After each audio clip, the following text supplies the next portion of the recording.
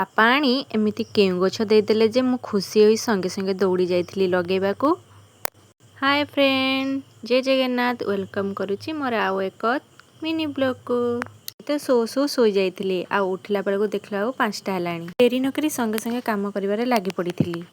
ଏତେ ଜଲ୍ଦି ବି କାମ ସରିଯିବ ବୋଲି ମୁଁ ଜାଣିନଥିଲି। ପାଣି ମୋତେ ଧରେଇ ଦେଇଥିଲେ ପୋଦିନା ଗଛ, କହିଲେ ଯେ ଗୋଟେ ଭଲ ଜାଗାରେ ଲଗେଇଦେବାକୁ। ଡେରି ନକରି ଦୌଡ଼ି ଯାଇଥିଲି ସଙ୍ଗେ ସଙ୍ଗେ। ଗୋଟେ ଭଙ୍ଗା ବାଲ୍ଟି ଥିଲା ତ ସେଇ ଭଙ୍ଗା ବାଲ୍ଟିକୁ ନେଇକି ସେଥିରେ କିଛି ମାଟି ପକେଇ ଦେଇଥିଲି।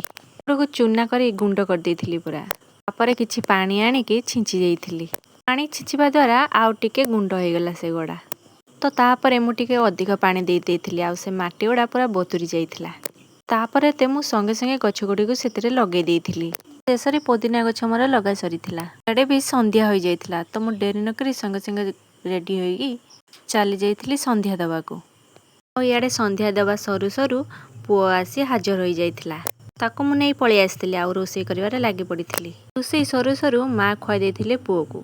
ଆଉ ଏପଟେ ଦାଣ୍ଡ ଲାଇଟ୍ ବି ଖରାପ ହୋଇଥିଲା ତ ତାଙ୍କୁ କହିଥିଲି ଟିକେ ଲଗେଇ ଦେବାକୁ। ଦାଣ୍ଡ ଲାଇଟ୍ ଲଗାଉଥିଲେ ତ ମୁଁ ସେପଟେ ଚାଲି ଯାଇଥିଲି ପୁଅକୁ ଶୋଇବାକୁ। ଶୋଇଯାଇଥିଲା ଆଉ ତ ସଙ୍ଗେ ସଙ୍ଗେ ଆମେ ପଳେଇ ଯାଇଥିଲୁ ଖାଇବାକୁ।